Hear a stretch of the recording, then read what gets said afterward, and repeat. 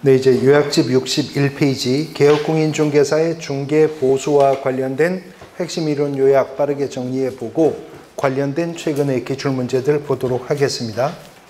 공인중개사법 33조 1항이 9가지 금지행위를 규정하면서 그 세 번째, 개업공인중개사가 사례, 증여, 그 밖에 어떠한 명목으로도 법이 정한 중개보수와 실비를 초과해서는 금품을 받는 것을 금지한다고 하죠. 결국 중개와 관련해서 의뢰인에게 받을 수 있는 금원은 중개보수와 실비뿐인데 그 내용이 실비가 훨씬 간단하기 때문에 실비부터 먼저 정리를 해보면 원래 실비라고 하는 말은 실제 경비 그 뜻이죠. 소요비용을 말하는 건데요. 공인중개사법이 실비의 명목으로 인정하는 것이 두 가지가 있다는 겁니다. 첫 번째는 중개대상물의 권리관계 등에 소요되는 비용이요.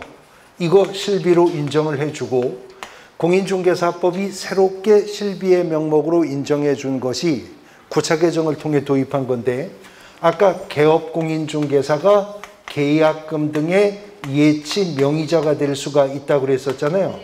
만일 계약금 등이 개업공인중개사 명의로 예치되면 개업공인중개사는 거래계약이 체결되어 중개가 완성된 이후에도 일정한 수고를 하게 되죠. 그래서 계약금 등의 예치에 소요되는 비용은 중개 완성의 대가인 중개보수 외에 별도로 실비받을 수 있도록 하고 있다는 겁니다. 그런데 실비는 어떤 명목의 실비냐에 따라 부담자를 구분해 두었다는 거죠. 그래서 권리관계 등의 확인에 소요되는 비용의 실비는 누가 부담한다? 이전 의뢰인이 그 비용을 부담해야 되고 계약금 등의 예치에 소요되는 비용의 실비는 누가 부담한다? 예, 권리를 취득하고자 하는 의뢰인이 그 비용을 부담하도록 합니다. 그래서 실비는 어떤 명목의 실비냐에 따라서 당사자 중 어느 일방이 비용을 부담하도록 하고 있잖아요. 그런데 공인중개사법이 중개보수는요, 개업공인중개사가 거래 당사자에게 어떻게 받는다고 규정했다고요? 잘 받아요. 어떻게 받아요? 근데 각이라는 표현이 있었어요. 중개보수는 개업공인중개사가 거래 당사자에게 각 받는다. 그래서 민법의 관점에서 보면 중개보수는요, 공증비용, 측량비용, 감정평가비용, 문서 작성 비용 등과 함께 민법의 관점에서 보면 중개보수도 부동산 매매 비용의 일종입니다. 그런데 일반적인 부동산의 매매 비용은 민법상 균분주의를 취해요. 균등하게 배분해서 부담해요. 근데 공인중개사법이 민법의 특별법이고 특별법은 일반법에 우선하기 때문에 일반적인 부동산 매매 비용과는 달리 중개보수는 거래 당사자가 각각 부담을 하도록 합니다. 그런데 거래 당사자에게 중개보수를 받는데 언제 받느냐? 받기로 한 날 받습니다. 주기로 한 날 달라고 하면 돼요. 다시 말해서 보수 지불 시기에 약정이 있었다면 약정한 시기에 중개보수 받으면 되죠. 근데 만일 보수 지급 시기에 대한 약정이 없었다면 공인중개사법은 그 거래대금 지급이 완료가 된 날 의뢰인은 개업공인중개사에게 중개보수를 지급하도록 규정하고 있습니다. 자, 우리가 방금 전 시간에 공인중개사법 25조 1항, 25조 3항, 26조 1항에서 중개완성이라는 표현을 여러 번 들었어요.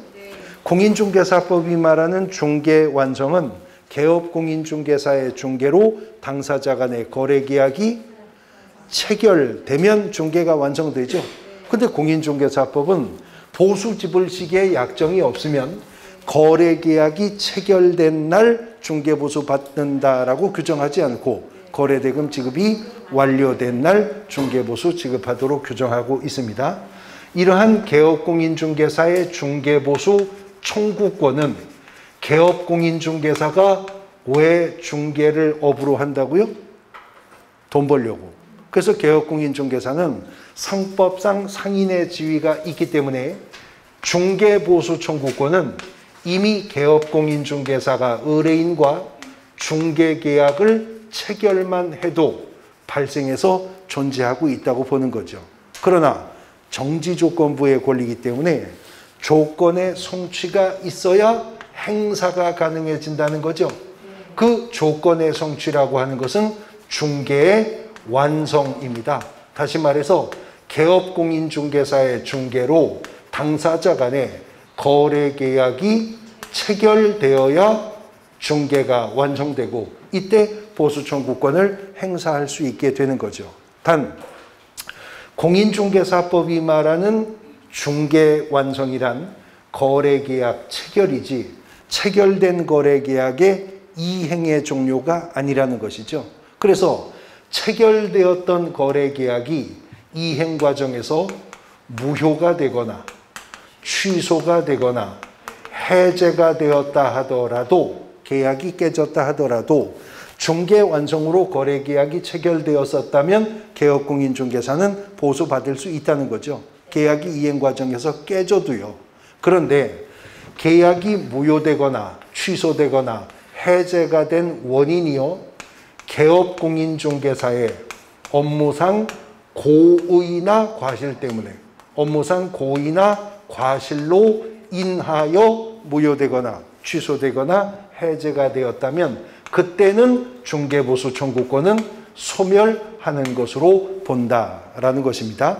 그 말은 바꿔 말하면 계약이 무효 취소 해제가 되었다 하더라도 그게 개업공인중개사의 업무상 고의과실 때문이 아니라 지들끼리 합의 해제할 수 있죠. 당사자 일방이 이행지체의 문제가 발생해 계약이 깨질 수 있죠. 그러면 중개보수 청구권을 소멸하지 않게 되는 겁니다. 개업공인중개사가 중개보수 청구권을 행사할 수 있게 된다 하더라도 법이 정한 범위 내에서만 중개보수 청구권은 행사될 수 있는데 우리 공인중개사법은 보수의 법정된 범위를 정하기 위해서 중개대상물을 일단은 양분합니다. 양분의 기준은 물건이 주택이었는가 아니었는가를 기준으로 양분을 하는 것이죠. 그래서 물건이 주택이었었다면 공인중개사법은 다시 개업공인중개사에게 묻는 게 있죠. 주택에 뭘 중개했느냐 하는 거예요. 그래서 주택의 매매 등 소유권 이전을 수반하는 거래를 중개했다면 보수는 거래금액의 1,000분의 9. 주택의 임대차 계약 등을 중개했다면 단순한 전월세 임대차 계약 등을 중개했다면 중개보수는 1,000분의 8. 요 범위 내에서 중개보수를 결정하는데 우리 공인중개사법은 시행규칙을 통해서 1,000분의 9, 1,000분의 8 범위만 정했어요. 아웃라인만 잡았습니다. 그리고 이 범위를 정해서 이제 시도 조례에게 넘겨준다는 거죠.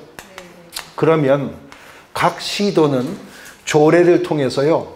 개업공인중개사가 주택을 중개했을 때 거래 금액에 따라 구간을 설정해서 얼마부터 얼마까지는 어떤 요율과 한도액이 적용될 것인지를 누가 정한다? 시도 조례가 정한다는 거죠. 그래서 그런 요율과 한도액이 기재되어 있는 표이기 때문에 우리가 표현 그대로 요율 및 한도액 표라고 부르는 게 있잖아요. 이 요율 및 한도액 표는 개업공인중개사가 등록증 원본, 자격증 원본, 방금 전 시간에 보신 보증설정 증명서류와 함께 중개사무소 안에 보기 쉬운 곳에 게시를 하고요. 이제 개업공인중개사는 주택을 중개 완성했을 때에는요. 게시된 요율표에 따라 중개보수를 받게 된다는 거죠.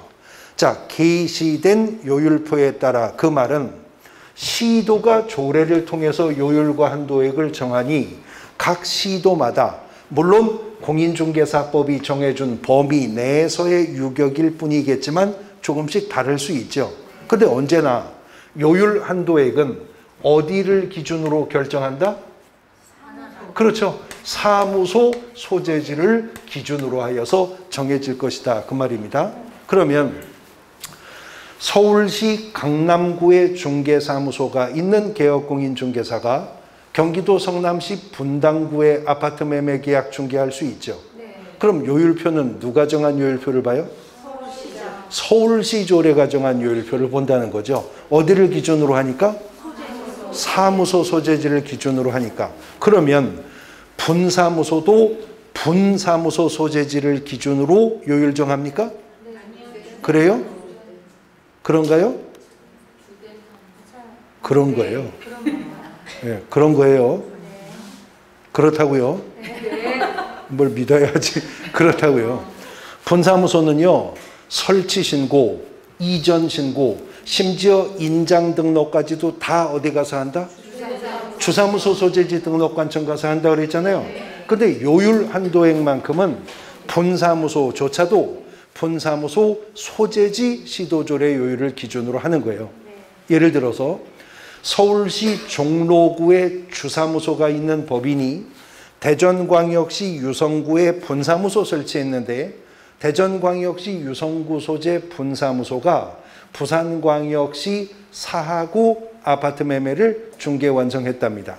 그러면 아파트니까 요율표 봐야죠. 누가 정한 요율표를 봐요? 대전광역시 요율표를 보는 겁니다. 주사무소가 서울 종로에 있어도 물건이 부산 사하에 있어도요. 사무소 소재지를 기준으로 해서 요율 한도액을 적용한다. 물건이 무엇일 때? 주택일 때 그렇다는 거예요. 그런데 주택 아닌 물건을 중개했다면 그게 공장이냐 농지냐 임야냐 불문하고 매매 중개했냐 임대차 중개했느냐도 불문하고 원칙은 비주택은 다 1천분의 9 범위 내에서 개업공인중개사가 의뢰인과 협의하여서 중개보수를 결정하는 것이 원칙이라는 거죠. 근데 그 예외가 있는 것이 건축물 대장상으로는 주택은 아닙니다. 그런데요, 실제로는 주거용으로 사용되고 있는 오피스텔이 있다는 것이죠. 그래서 그 적용 대상이 되는 구체적인 오피스텔의 범위가 62페이지 보시면 주거용 오피스텔인데요. 건축법 시행령 별표 1 14호 남목 2에 따르는 오피스텔인데 전용 면적이 얼마? 85제곱미터 이하여야 되고 상하수도 시설이 갖추어진 전용 입식 부엌, 전용 수세식 화장실 및 목욕시설을 갖추고 있는 오피스텔. 그러니까 전용 면적 85제곱미터 이하의 추가 요건을 모두 갖춘 주거용 오피스텔이라면 이건 실질적으로 주거용으로 쓰고 있는 것이니 매매 등을 중개했다면 거래 금액의 1천분의 5. 그 다음에 임대차 계약을 중개했다면 거래 금액의 1천분의 4 범위 내에서 협의해서 결정하라는 거죠. 그러면 비주택은 구체적으로 무엇이냐에 따라 1천분의 9나 5나 4 범위 내에서 개업공인중개사가 의뢰인과 협의한 금액 받으면 되죠.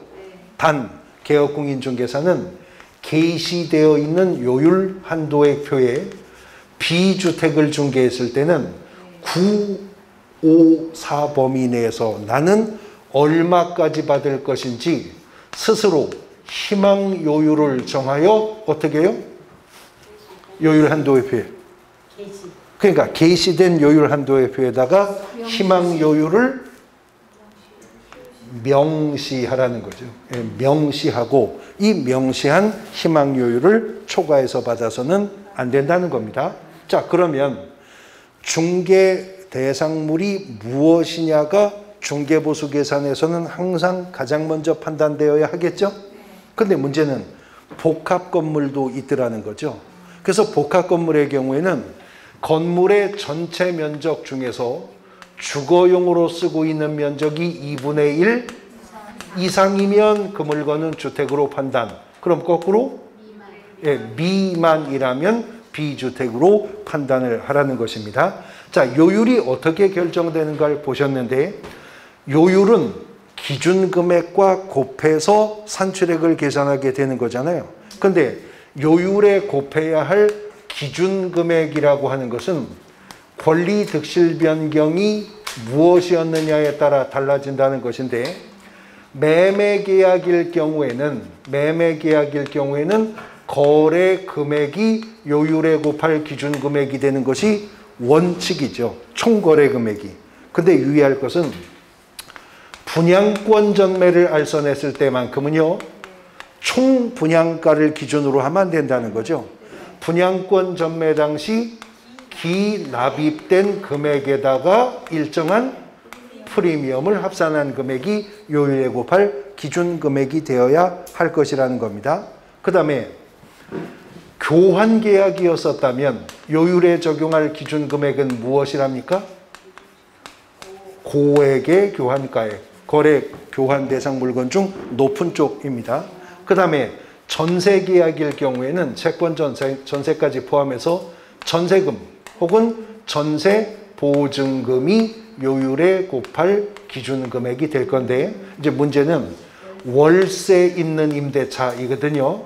월세 있는 임대차일 경우에 요율에 적용할 기준 금액은 일단 월세 보증금이 있겠죠. 이 보증금을요, 월 단위 차임의 월세입니다. 월 차임 곱하기 100하여 나온 금액을 보증금과 더하여 이 합산된 금액이 요율에 곱할 기준 금액이 되는 것이 원칙인데요. 월 차임의 100을 곱하여 보증금과 합산해 봤음에도 불구하고 합산 금액이 5천만 원 미만 이하 미만입니다. 5천만 원 미만이었다면 100을 70으로 낮추어서 월차임과 곱해 보증금과 합산을 하라는 거죠. 자, 이렇게 해서 나온 기준 금액을 요율과 곱하는 거죠. 그러면 산출액이 나오는 거죠. 그런데 물건이 주택이라면 구간별로 요율뿐만 아니라 한도액이 주어지잖아요. 한도액은 한도가 되는 금액이다, 그 말이죠. 그러니까 만일 산출액이 한도액보다 낮으면 산출액이 중개보수가 되는 거죠. 그러면 산출액이 한도액보다 높으면 그때는 한도액이 중개보수가 되는 거죠. 근데 계산 결과 공교롭게 산출액이 한도액과 같으면 한도액까지는 받아도 돼요? 공인중개사법이 한도액까지는 받아도 된대요? 안 된대요? 아무 말도 없어요. 된다 그랬어요. 뭐 아무 말도 없어요. 된다 그랬어요. 언제 된다 그랬냐? 33조 금지행위가요. 뭐라 그랬냐면 이렇게 말했어요. 법이 정한 중개보수 및 실비를 어떻게 하여 금품수수하지 말라고? 네.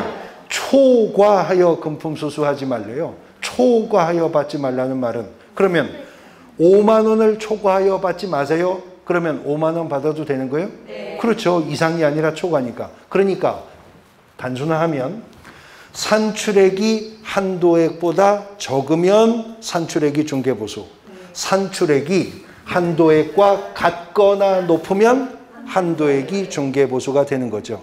자, 이렇게 확정된 중개보수는 개업공인중개사가 거래 당사자에게 어떻게 받는다? 각각 받습니다. 각각 받는데요. 단 동일한 중개 대상 물에 대해서 동일한 거래 당사자 간에 동일한 기회에 매매를 포함한 둘 이상의 거래가 성사되었다면 이거는 매매한 것만 인정한다는 거죠. 그때는 매매에 관한 중개보수만 받도록 합니다. 단 이제 잠시 후에 적용해 보시겠지만 사례가 나오면요, 3동일이 모두 충족하고 있는가를 보셔야 돼요. 동일한 중개대상 물이었는지, 그리고 동일한 거래 당사자 간이었는지, 그리고 동일한 기회였는지 3동일이 모두 충족되는 사례라면 그때는 매매에 관한 금액만 기준으로 해서 중개보수를 받도록 하고 있다라고 하는 것입니다. 개업공인중개사의 중개보수 청구 관련 이론인데 보시면 아시겠지만 중개보수 청구권과 관련해서는요, 기출 비중이 1.5문제라고 생각하시면 돼요.